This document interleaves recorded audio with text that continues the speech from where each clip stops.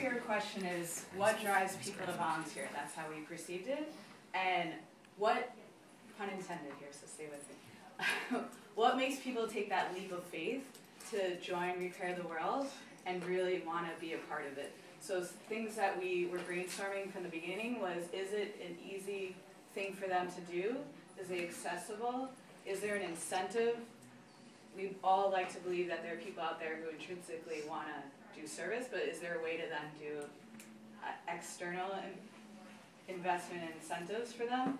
Also, how do we get them really invested in a long-term, meaningful project?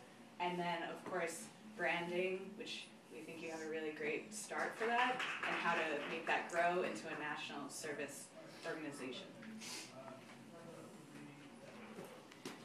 Okay, so for investment, we think it's really important to have a long-term plan, not just a one-day event, but having people wanting to continually come back so that way they actually see the benefits of what they put forth. For an example is going to a school and helping paint the walls, clean it up. I know Teach for America in Chicago does that on the service day. We went into a school that one of the principals was Teach for America, and we just redid everything. And then after they fixed that school, going through and having a tutoring program at that school so they continually see the benefits and they're truly invested. It's kind of, for most of us who are teachers, that's why we go every single day. It's because we're invested in our children, so we wake up every single day and we go to work and try to help them. Because when they become invested, they also become a part of that community. And that's what you want to be a part of. Like Teach for America, reality. It's a community that keeps people coming back every single time. And so we also believed in putting it into different groups. So an example is schools, hospitals, if you want to kind of go into the healthcare field, a community garden that produces like vegetables and everything, so that way it's a long-term plan that people want to do, and then it also gets the community involved. A food pantry if you believe in poverty, like a consignment shop if you'd like to go into business, but you're still volunteering nonetheless. So you find something for everybody.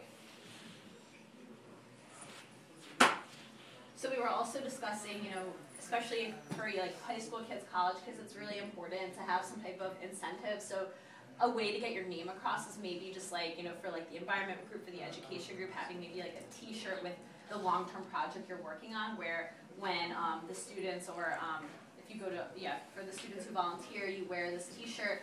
Also, we were thinking of, especially for college-age kids, like 18 to 22, creating networking opportunities with through the volunteer organization so that their long-term project could possibly turn into maybe like an internship. Because it seems like that's really what, I know when I was in college, I was really motivated by, the prospect of, getting an internship or a job, especially for like juniors and seniors in college. I just think they would get, a lot more volunteers to turn out. So for me, for our group, we thought it should definitely be a focus. And also for the fellows, in order to kind of ground themselves and speak about Jewish leadership, maybe some type of values-based experience or defined experience in Israel or here, that just so that they can maintain the volunteer corps and train others. They can, at this experience, sort of learn how to train their volunteers to actually have these values and, why service is just important.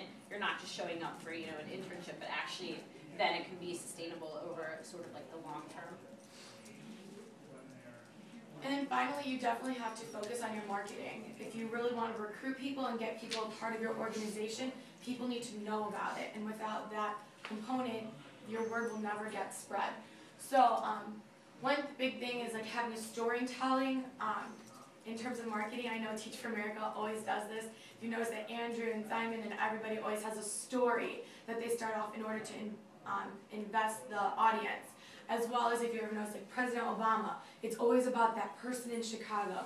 So it's that story that gets people. So having a training so the people who are in your program have that story to tell their friends to get other people to join. An online